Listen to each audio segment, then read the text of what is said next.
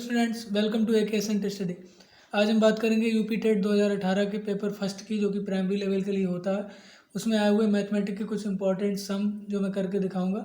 हालांकि सेम सम नहीं आ जाते हैं, लेकिन हमें डिफ़िकल्टी लेवल पता चल जाता है इनको सॉल्व करने से। तो देखते हैं पहला sum. If the cost price of 8 pens is same as the selling price of 6 pens then the gain percent is. तो इसका फार्मूला होता है प्रॉफिट परसेंट, क्योंकि प्रॉफिट पूछा है परसेंट में। Profit percent is equal to CP upon SP -1 multiply 100। अब क्या है, CP हमें पता नहीं है। 8 पेन्स की CP जो है उन्होंने बताई है और 6 पेन की SP के इक्वल है। तो हम 1 रुपी 1 पेन की कॉस्ट प्राइस मान लेते हैं। तो हमारा उस हिसाब से 8 पेन का हो गया 8 अपान, और SP भी हम 1 रुपी मान लेते हैं, 6 -1 मल्टीप्लाई 100। 2 से रिड्यूस कर देते हैं, 2 3 जा 6, 2 4 जा 8, 4 अपान 3 आ गया, 3 1 जा 3, 4 -3 अपान 3 मल्टीप्लाई 100। फिर लिख लेते हैं, 4 में से 3 गया 1 आ गया, 1 अपान 3 मल्टीप्लाई 100। ये हो गया 100 अपान 3, और 3 से डिवाइड कर दिया, 3 3 जा 9, 3 3 जा 9, 1 रिमाइंडर बचा, और यहाँ पे आ गया 33 होल 1/3%। हमारा पहला ऑप्शन है, ये सही हो गया। 33 होल 1/3% जो है उसके गेन परसेंट है। गेन का मतलब लाभ होता है, जो हमें फ़ायदा हुआ है उसका। तो अगला देखते हैं। If the price of 3 pens 2 pencils and 4 erasers 92 rupee and the price of 8 pencils and 16 erasers is 68 rupee, then the price of 24 pen. इसका मतलब है कि 3 पेंसिल 3 पेन और 4 इरेजर के 92 रुपये के। तो हम लिख लेते हैं, यहाँ पे लिखते हैं 3 पेन्स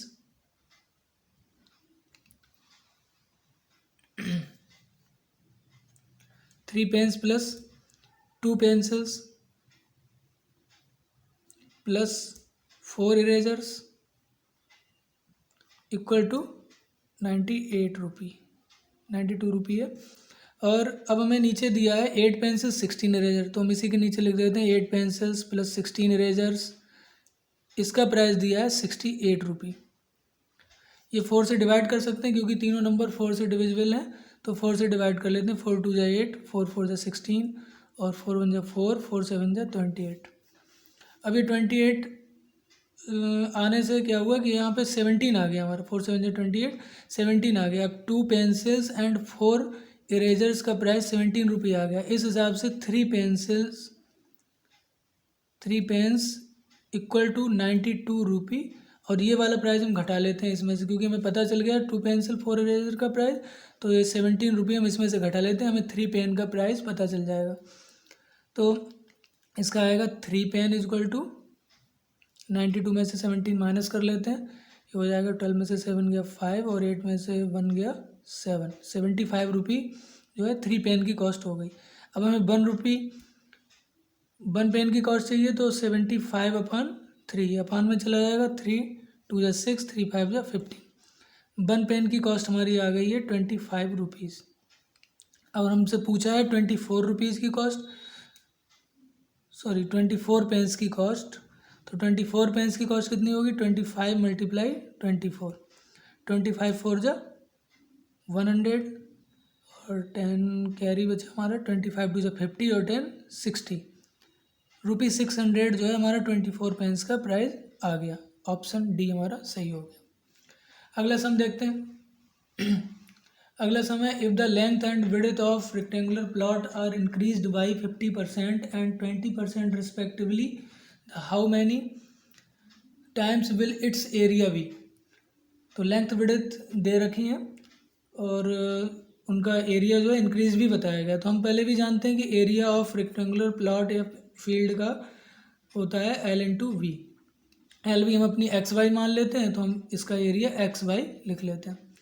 अब इनमें जो परसेंटेज बड़ा है, इनका इंक्रीजिंग हुआ है इनमें, तो लेंथ में हमारी इंक्रीज हुई। लेंथ हमने x मान ली है, तो लेंथ में इंक्रीज को हम लिख लेते हैं x प्लस, ये पहले से ही लेंथ थी, x प्लस 50x, क्योंकि 50% बढ़ रहा है, अपान 100।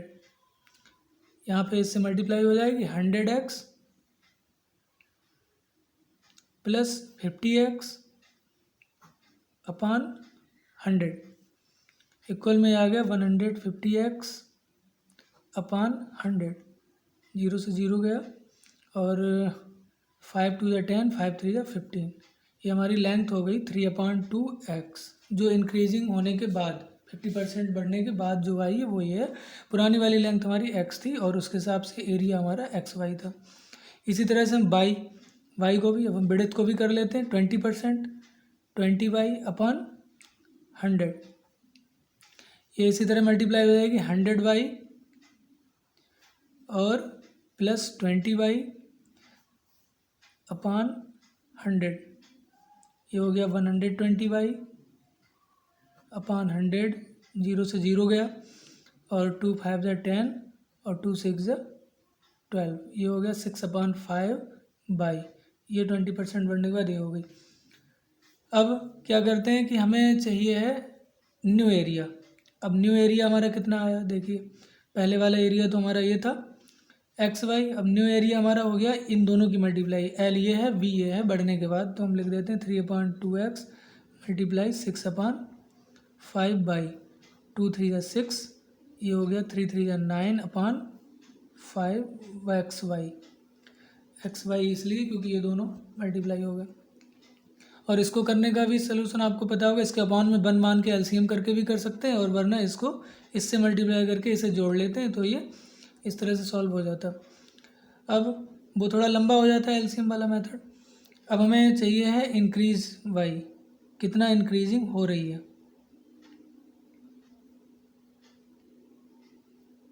इंक्रीज वाई के लिए हमें ये करना होगा कि हमें नए वाले एरिया को पुराने एरिया से डिवाइड करना होगा। तो हमारा नया एरिया है 9/5 और पुराना एरिया हमारा था XY, तो हम इसको भी डिवाइड में लिख लेते हैं XY से XY कट जाएगा, ये आ गया 9/5, 5 से इसको रिड्यूस कर देते हैं, 5 × 5 4 रिमाइंडर बचा, 4 ऊपर आ गया अपॉन 5 टाइम्स। तो हमारा 50% लेंथ में और विड्थ में 20% इंक्रीजिंग करने पर हमारे एरिया में 1/4/5 टाइम्स का इंक्रीजिंग आ जाएगा। तो हम ये वाला ऑप्शन ले लेते हैं, बी ऑप्शन। अगला सम करते हैं। अगला है the temperature of a normal human body is 37 degree in Fahrenheit scale, this temperature is, option भी दे रखे हैं।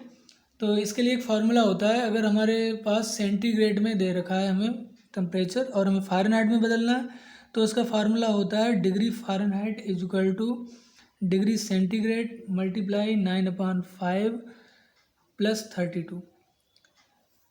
ठीक इसी का उल्टा भी फार्मूला होता है जब हमें फ़ारेनहाइट से किसी को सेंटीग्रेड में बदलना होता है। तो अब हम लिख देते हैं degree fahrenheit is equal to, centigrade हमारा दे रखा है 37 मल्टीप्लाई 9/5 प्लस 32।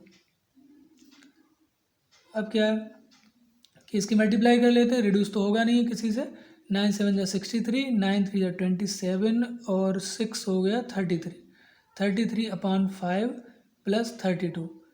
जिस तरह से अभी ऊपर किया था उस तरह से इसे भी कर सकते हैं, इससे इसकी मल्टीप्लाई इसको ऐड कर लेते हैं डिग्री फ़ारेनहाइट। इसमें अपान में 1 रखकर एलसीएम करके भी होता है, वो लंबा मेथड होता है, ये डायरेक्ट ही हो जाता है। तो यहाँ पे 5 से इसकी मल्टीप्लाई की तो हो गया आपका 333 प्लस 5 2 10, 5 3 15 160, ये हो गया 5 पूरे होल में ही आ जाता।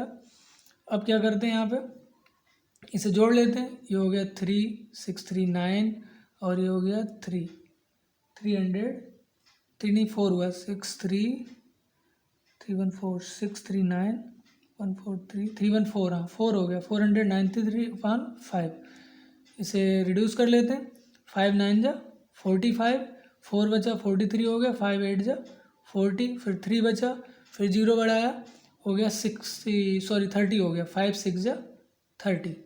तो ये हमारा इस तरह से आ गया 98.6 डिग्री फ़ारेनहाइट। ये हमारा आंसर ये वाला हो गया सी, 98.6 डिग्री फ़ारेनहाइट, ये फार्मूला होता है। अगला सम देखते हैं। If 1 square plus 2 square plus 9 square equal to 285. Then the value of 0.11 0.11 का स्क्वायर प्लस 0.22 का whole square plus dot dot करके यहाँ तक के नंबरों का बताया गया 0.99 स्क्वायर ऑप्शन दिए हुए। तो सबसे पहले हम इसे ऐसे लिख लेते हैं कि 11/100, क्योंकि जिसका हमें वैल्यू पूछा है उसी को हम पहले लेते हैं। इसको हम डेसिमल में बदलते हैं, जैसे डेसिमल में दिया हुआ इसको हम फ्रैक्शन में बदलते हैं, तो 10th 100 प्लेस के हिसाब से 11/100 हो जाएगा और मल्टीप्लाई 1 रख लेते हैं इसका होल स्क्वायर। प्लस दूसरा नंबर हमारा 11 2 या 22, इसलिए इसे भी इसी तरह से 11/100 डेसिमल को फ्रैक्शन में बदल कर लिख लिया और मल्टीप्लाई 2 का होल स्क्वायर। प्लस इसके बाद और भी नंबर है, लास्ट वाला नंबर हमारा है 0.99, इसको भी हम 11/100, क्योंकि ये 11/100 कितना हो गया 0.11 और मल्टीप्लाई 9 से होने पे कितना हो जाएगी ये इतना ही बन जाएगा 0.99 का स्क्वायर। ये बना लिया हमने इस तरह से। इस तरह से बनने के बाद अब हम क्या करते हैं कि इसमें से ये चीज़ कॉमन ले लेते हैं जो बाहर आई हुई 11/100 का स्क्वायर, ये इसमें से तीनों में से कॉमन ले लेते हैं 11/100 का होल स्क्वायर और यहाँ पे मल्टीप्लाई कॉमन लेने के बाद मल्टीप्लाई किया और इसमें से हमारा क्या हुआ ये तीनों बच गए, इस तरह इनको अंदर लिख लिया 1 स्क्वायर प्लस 2 स्क्वायर ये बचा और डॉट डॉट डॉट ये हमारा 9 बच गया 9 स्क्वायर। ये इसी को हमने कर रखा है, डेसिमल को फ्रैक्शन में बदल दिया और 1 2 ये इसके मल्टीपल अलग कर दिए और हमें इसकी वैल्यू दे रखी है उन्होंने 285। तो यहाँ पे इसकी वैल्यू अब रख लेते हैं, पुटिंग द वैल्यू यहाँ पे लिख देते हैं पुटिंग द वैल्यू। पूरा समझाने के लिए बड़ा कर रहा हूँ, वैसे तो शॉर्टकट में भी मैं जल्दी कर सकता हूँ। पुटिंग द वैल्यू, तो यहाँ पे 11/100 का स्क्वायर मल्टीप्लाई इसकी वैल्यू कितनी है, इसकी वैल्यू हमारी दे रखी 285 और इसका 11 का स्क्वायर आ जाएगा 121/100 का स्क्वायर आ जाएगा 10,000 मल्टीप्लाई 285। अब इसकी मल्टीप्लाई कर लेते हैं, ये तो हमें करनी पड़ेगी यहाँ पे लिख के 285 121 से मल्टीप्लाई 1 5 जा 5 1 8 जा 8 1 2 जा 2 2 5 जा 10 और 2 8 जा 16 और 1 17 और 2 2 जा 4 1 5। फिर उसके बाद 1 से फिर कर लेते हैं, यहाँ भी 285 आ जाएगा 285 ऐड कर लेते हैं 5 8 7 5 12 2 14 का 4 और 5 8 13 1 14 और 2 1 3, ये हुआ। ये नंबर आ गया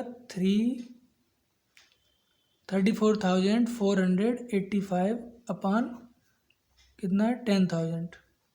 अब यहाँ पे डिवाइड करने की ज़रूरत नहीं है क्योंकि डेसिमल प्लेसेस काउंट कर लेते हैं। जैसे ही अभी हमने डेसिमल प्लेस काउंट करने के बाद फ्रैक्शन में बदला, इस बार फ्रैक्शन को डेसिमल में बदल देते हैं। इसका ठीक इसी का उल्टा करते हैं, 10th 100 1000 10,000th प्लेस हो गए तो 1 2 3 4 जितने जीरो उतने ही प्लेस इधर डेसिमल को हटा देंगे। 3.4485 हमारा आंसर आ गया। तो हमारा ऑप्शन है 3.4485, ये वाला हमारा ऑप्शन आ गया। अगला सम देखते हैं। अगला सम है a sum of money at simple interest double 10 years, in how many years at the same rate it will be tripled। कि 10 वर्ष में कोई भी अमाउंट मतलब कोई भी हमारा प्रिंसिपल है जो मूलधन है वो 10 years में डबल हो जाता है, तो उसको ट्रिपल करने के लिए तिगुना करने के लिए 3 गुना करने के लिए हमें उसको कितने साल लगेंगे, मतलब एक टाइम पूछा है। तो इसके लिए फार्मूला होता है जैसे कि T2, दूसरा टाइम पूछा, पहला टाइम हमें दे रखा है T2 is equal to A2 amount 2 minus 1 upon amount 1 minus 1 और मल्टीप्लाई T1 जो हमारा पहला समय दे रखा है। तो T2 तो हमें फाइंड करना है दूसरा समय कि जो इसमें टाइम पूछा है कि ट्रिपल करने के लिए हमें कितना समय लगेगा। तो A2 हमें क्या पता है कि दूसरा जो मतलब हमारा दूसरा अमाउंट होगा वो हमारा कितना होगा, ट्रिपल्ड होगा तो 3 लिख लिया। ट्रिपल का मतलब 3 बार हो गया और पहले वाला अमाउंट हमारा कितना था, डबल था, पहले डबल करने में तो वो डबल हुआ तो 2 से लिख दिया 2 - 1 मल्टीप्लाई हमारा टाइम कितना है 10 ईयर्स। T1 मतलब पहले वाला समय जो हमें दे रखा है। अब इसे माइनस कर लेते हैं। 3 - 1 हो गया 2, 2 - 1 हो गया 1 मल्टीप्लाई 10 मल्टीप्लाई हो जाएगी 10 × 2 = 20 ईयर्स हमारा आ गया कि 20 ईयर्स में यही प्रिंसिपल हमारा ट्रिपल्ड हो जाएगा। तो 20 ईयर्स वाला हमारा ऑप्शन ए सही हो गया। इसके बाद देखते हैं अगला। उसमें लिखा है in a circular park of diameter 80 metre there is a square shaped play ground of maximum area the area of play ground is. तो इसमें क्या है कि एक सर्कुलर पार्क दे रखा है। सर्कुलर पार्क फिगर बना लेते हैं। एक सर्कुलर पार्क दे रखा है, इसमें हमें एक स्क्वायर प्लेग्राउंड निकालना है। स्क्वायर प्लेग्राउंड निकालेंगे तो इस तरह से बनेगा। हालांकि शेप आपको अगर रेक्टेंगुलर लग रही हो कोई बात नहीं, फिलहाल इसे स्क्वायर दिखाया गया है, ठीक है। तो स्क्वायर हमारा ये निकालने के लिए हमें क्या है, यहाँ पे कुछ नहीं दिया, 80 मीटर केवल डायमीटर दिया हुआ है। तो डायमीटर 80 मीटर होने से हमें इसका, अब डायमीटर जैसे मैं आपको कैसे बताऊँ, यहाँ से है डायमीटर हमारा, ये होता है पूरा पूरा, ये डायमीटर होता है। इसका डायगोनल, स्क्वायर का डायगोनल, क्योंकि अंदर स्क्वायर पार्क बना है, और ये हमारा स्क्वायर के डायगोनल जो है हमारा डायमीटर होगा किसका, सर्कल का। क्योंकि सर्कल का डायमीटर जो होता है वो उसका जो कहते हैं सेंटर से होकर जाता है वो, यानी इसकी हाफ जो होती है हमारी रेडियस होती है और इसका डबल हमारा डायमीटर होता है। लेकिन यहाँ पे हमने अंदर स्क्वायर बनाया है तो इस स्क्वायर का ये डायगोनल भी कहलाएगा। तो अब हम यहाँ पे स्क्वायर के डायगोनल का फार्मूला लगा लेते हैं। तो लिखते हैं डायगोनल ऑफ